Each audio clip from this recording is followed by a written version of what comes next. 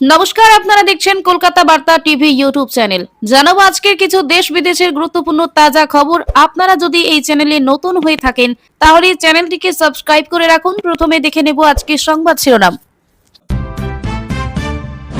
শীতলকুচি প্রার্থীর গাড়ি ভাঙচুর, তৃণমূল বিজেপির সংঘর্ষে উত্তপ্ত মাথাভাঙা। মাধুরীর গানে ভোটারদের বার্তা কমিশনের, অনেকেই রাগে জ্বলতে পারে কটাক্ষ তৃণমূলকে। এবার হরমুজ দখলের যুদ্ধ, ভারতের কোন কোন খরচ বাড়তে পারে। এক মাসের মধ্যে ভোটাধিকার ফিরবে, জনসাধারণকে আশ্বাস দিল অভিষেক। রান্নার গ্যাস নিয়ে আতঙ্ক অব্যাহত, এলপিজি সিলিন্ডার বুকিং নিয়ে নয়া আপডেট কেন্দ্রের।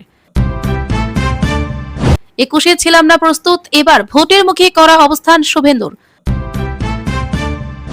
মুখে জয় বাংলা, হাতে তৃণমূলের পতাকা নিয়ে অদিতি মন্ত্রীর প্রচারে নাইজেরিয়ান, কমিশনের দ্বারস্থ বিজেপি।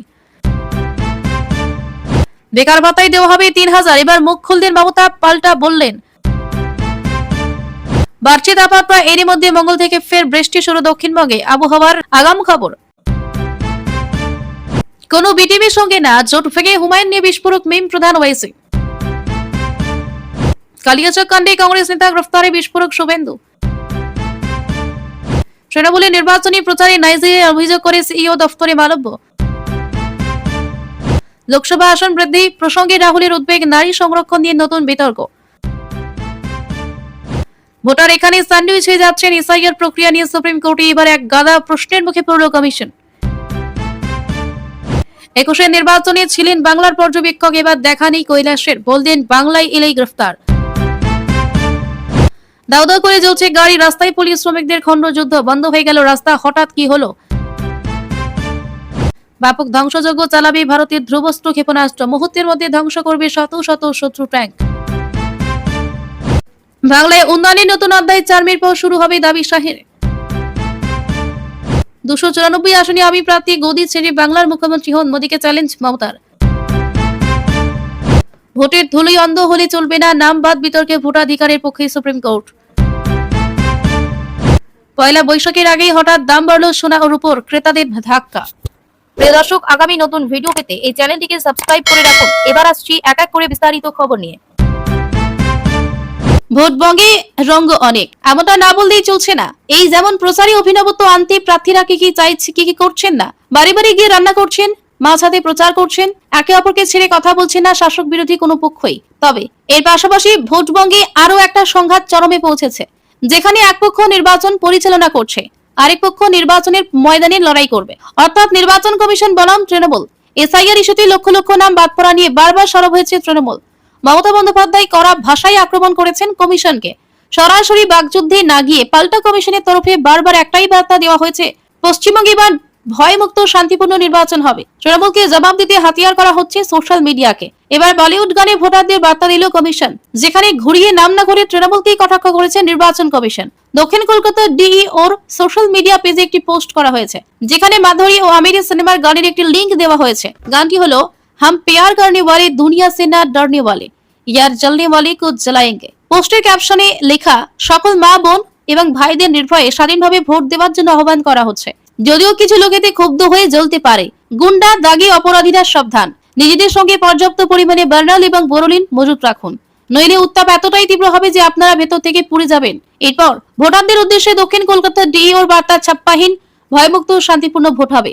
একই সঙ্গে হুঁশিয়ারি, যে কেউ এই মিশনে বাধা দেবে তার বিরুদ্ধে কঠোর ব্যবস্থা নেওয়া হবে, যেখানে বার্নাল এবং বোরোলিন কোনো কাজে আসবে না। রাজনৈতিক মহল বলছে তৃণমূলের উদ্দেশ্যেই যে এই হুঁশিয়ারি তা স্পষ্ট। এদিকে গতকালই ভবানীপুরে পরিস্থিতি খতিয়ে দেখতে সাধারণ মানুষের সঙ্গে কথা বলেন সাধারণ পর্যবেক্ষক তাপস রায়। চা বিক্রেতা থেকে পথ চলতি সাধারণ মানুষের সঙ্গে কথা বলবো, কোথাও কোনো ভয়ের পরিবেশ রয়েছে কিনা তা বোঝার চেষ্টা করেন। অবৈধ পোস্টার বা প্রচার সামগ্রী খুলে নিতে পরামর্শ দেন রাজনৈতিক দলগুলো। হিংসা নয়, ভীতি প্রদর্শন নয়, নয়বুধ জামিং, সকলের মধ্যে এই বার্তা প্রচার করলেই তাপস রায় প্রয়োজনে সাহায্যের আশ্বাস দিয়েছেন তিনি। সবে একটু স্বস্তি মিলেছিল, আবার বাড়ল দুশ্চিন্তা। আর কয়েকদিন পর জ্বালানি পাওয়া যাবে তো, এলপিজি সিলিন্ডার পাওয়া যাবে, বিদ্যুতের যোগান থাকবে তো, নাকি অন্ধকারে দিন কাটাতে হবে? এই আতঙ্কের কারণ সেই ইরান আমেরিকার সংঘাত। 2 সপ্তাহের সংঘর্ষ বিরতি ঘোষণার পর বেড়েছে বই কমেনি সমস্যা। এতদিন সংঘাতের সময় হরমুজ প্রণালী খুলতে চাইছিল না ইরান, পাকিস্তানে বসে শান্তি চুক্তি আলোচনা ব্যর্থ হতেই খেলা ঘুরিয়ে দিল মার্কিন প্রেসিডেন্ট ডোনাল্ড ট্রাম্প। এখন তিনি হরমুজ এবং ইরান ও তার আশপাশীয় উপকূলের বন্দরগুলোতে জাহাজের ঢোকা বেরোনো বন্ধ করে দিচ্ছেন। এতেও চাপ বাড়ল ভারতের উপরেই। এলপিজির দাম তো আগেই বেড়েছিল, এবার কি পেট্রোল ডিজেলের দামও আকাশ ছোঁয়া হয়ে যাবে?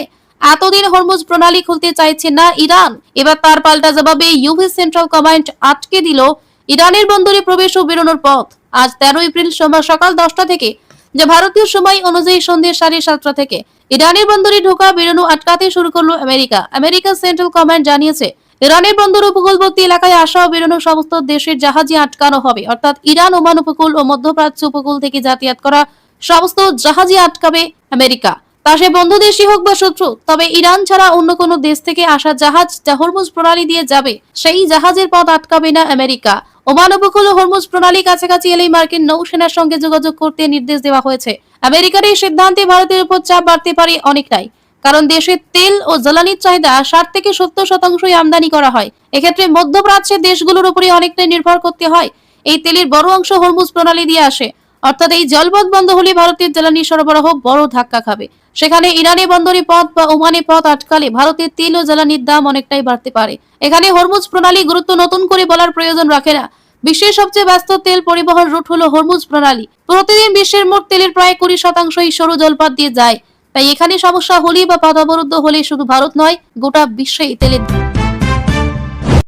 26শে বিধানসভা ভোটের এখনো অনেক দেরি, ভোট গ্রহণ শুরু হয়নি, কিন্তু তার আগে 4 মে ফল প্রকাশের দিনকে ঘিরে রাজ্য রাজনীতি বেশ গরম হয়ে উঠেছে। তৃণমূল যেখানে জয়ের উদযাপনে বার্তা দিচ্ছে, সেখানে বিজেপি তা দেখছে সম্ভাব্য অশান্তির ইঙ্গিত হিসাবে। দুই পক্ষেরই পাল্টাপাল্টি বক্তব্যে ভোটের ফল ঘোষণার দিন ঘিরে নতুন করে উত্তেজনা তৈরি হয়েছে। তৃণমূলের সর্বভারতীয় সাধারণ সম্পাদক অভিষেক বন্দ্যোপাধ্যায় সম্প্রতি দাবি করেন, 4 মে ফল প্রকাশের দিন রাজ্য জুড়ে ডিজে বাজিয়ে এবং রবীন্দ্রসঙ্গীতের সঙ্গে জয় উদযাপন করবে জোড়াফুল শিবির। তার এই মন্তব্য থেকে রাজনৈতিক বিতর্কের সূত্রপাত। তবে এই মন্তব্যকে সাধারণ জয়োল্লাস হিসাবে দেখছে না বিজেপি, বরং বিজেপি প্রার্থী শুভেন্দু অধিকারী মনে করছেন এর মধ্যে লুকিয়ে রয়েছে ভোট পরবর্তী হিংসার ইঙ্গিত। তার মতে 2021 সালে ভোটের পর যে ধরনের অশান্তি হয়েছিল সেই একই পরিস্থিতির ইঙ্গিত দিচ্ছে এই ডিজে মন্তব্য। উল্লেখ্য, 2021 সালে বিধানসভা নির্বাচনের ফল ঘোষণার পর রাজ্যে বিভিন্ন জায়গায় অশান্তির অভিযোগ উঠেছিল। বিজেপির দাবি ছিল বহু কর্মী আক্রান্ত হয়েছিলেন, অনেকে ঘরছাড়া হয়েছিলেন, এমনকি খুনের ঘটনা ঘটেছিল। সেই স্মৃতি এখনো রাজনীতির আলোচনায় বারবার ফিরে আসে। এই প্রেক্ষাপটে সোমবার সাংবাদিকদের মুখোমুখি হয়ে শুভেন্দু অধিকারী কড়া ভাষায় প্রতিক্রিয়া দেন। তিনি স্পষ্ট করে বলেন, এবার আর বিজেপি আগের মতো অপ্রস্তুত থাকবে না।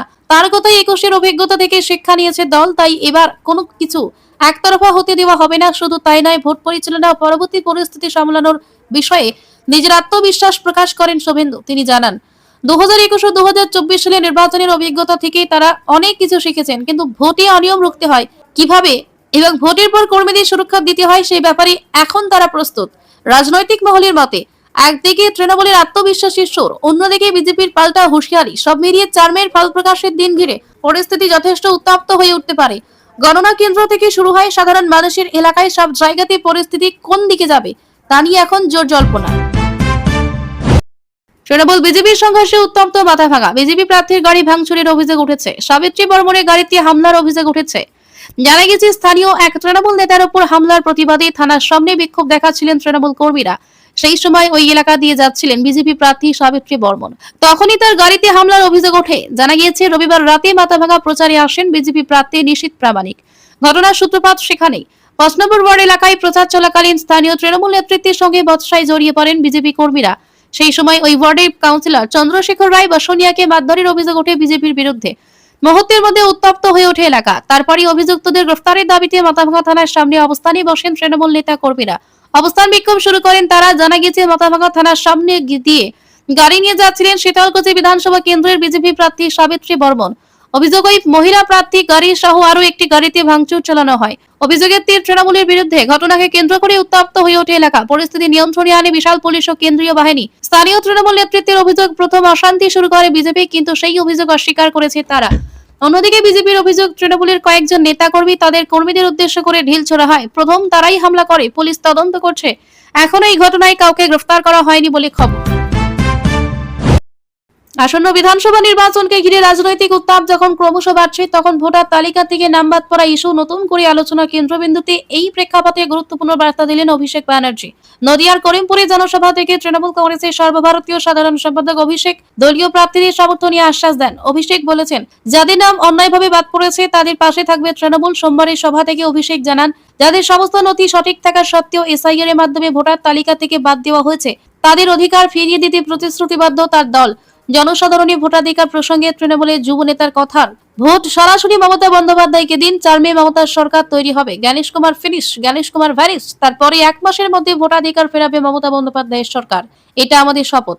যদিও তৃণমূলের নির্বাচনী ইস্তেহারে এই প্রসঙ্গে কিছু উল্লেখ নেই, তবে দলের তরফে অভিষেক স্পষ্ট করে জানিয়েছেন, নির্বাচনী ইস্তেহারে এটি নেই, কিন্তু মনের ভিতর রয়েছে। এই দিনে প্রচার সভা থেকে এনআরসি প্রসঙ্গ টেনে তিনি বিজেপিকে নিশানা করে বলেন, বিজেপি বলেছিল এনআরসি করবে, আমরা করতে দিইনি। বিজেপি মানে ডিটেনশন, তৃণমূল মানে নো টেনশন। এই দিনের সভায় শুধুমাত্র ভোটার তালিকা নয়, একাধিক ইস্যুতে বিজেপিকে আক্রমণ করেন অভিষেক বন্দ্যোপাধ্যায়। বিজেপিকে ইঙ্গিত করে তার হুঁশিয়ারি, টাকা বন্ধ করে শাস্তি দেওয়ার কথা ভাবছে বিজেপি। 4 মে বাংলা মানুষ দেখাবেন শাস্তি কি। লকডাউন, নোটবন্দি, গ্যাসের লাইনে দাঁড় করানোর প্রতিবাদ ভোটের দিন লাইনে দাঁড়িয়ে দেবেন। নির্বাচনী প্রাক্কালে রাজনৈতিক বার্তা যে ভোটারদের মনে প্রভাব ফেলবে তা বলাই বাহুল্য। এখন দেখার ভোটের ফলাফলে এই ইস্যু কতটা প্রভাব বিস্তার করে এবং মানুষের প্রত্যাশা কতটা পূরণ করতে পারে রাজনৈতিক দলগুলো। রান্নার গ্যাস নিয়ে মানুষের আতঙ্ক কাটছে না। কেন্দ্রের তরফে যদিও বারংবার আশ্বাস দেওয়া হয়েছে, আর এবার ফের এলপিজি গ্যাস সিলিন্ডার নিয়ে বড় আপডেট দিল কেন্দ্রীয় সরকার। দেশে রান্নার গ্যাসের ঘাটতি নেই। একদিনেই 52.3 লক্ষের বেশি ডোমেস্টিক গ্যাস সিলিন্ডার সরবরাহ হয়েছে। আম জনতাকে আশ্বস্ত করে এমনটাই জানিয়েছে কেন্দ্রীয় সূত্র। বিভিন্ন সরকারি তেল সংস্থাগুলির তরফে জানানো হয়েছে, দেশের বিভিন্ন প্রান্তে নিয়মিতভাবে সরবরাহ বজায় রাখা হচ্ছে। এর মধ্যে কোথাও সিলিন্ডার ফুরিয়ে যাওয়ার মতো ঘটনা ঘটেনি, উল্টে চাহিদা অনুযায়ী দ্রুত সিলিন্ডার দেওয়া হচ্ছে। সিলিন্ডারে কালোবাজারি কমাতে বাড়ানো হয়েছে নজরদারি। বিভিন্ন গ্যাস ডিস্ট্রিবিউটরদের অফিসে বিনা নোটিশে ভিজিট করা হচ্ছে। ইতিমধ্যে নিয়ম ভাঙার অভিযোগে 219 জন ডিস্ট্রিবিউটরকে জরিমানা করা হয়েছে। লাইসেন্স সাময়িকভাবে স্থগিত করা হয়েছে 56 জনের। বেড়েছে গ্যাস সংযোগ। এদিকে দেশে বাড়িতে বাড়িতে সংযোগ বাড়ানোর কাজ চলছে জোর কদমে। 4.24 লক্ষের বেশি পিএনজি সংযোগ নতুন করে চালু করা হয়েছে। নতুন গ্যাস সিলিন্ডার সংযোগের জন্য 4.63 লক্ষের বেশি গ্রাহক নাম নথিভুক্ত করেছে। পরিবহনের ক্ষেত্রে সবটা স্বাভাবিক থাকবে বলে খবর। জ্বালানি তেল সরবরাহে কোনো সমস্যা নেই বলে জানানো হয়েছে। দেশের বিভিন্ন ধরনের তেল সংস্থাগুলির তরফে দাবি করা হয়েছে, দেশের গ্যাসের সরবরাহ স্বাভাবিক, সাধারণ মানুষের আতঙ্কিত হওয়ার কোনো কারণ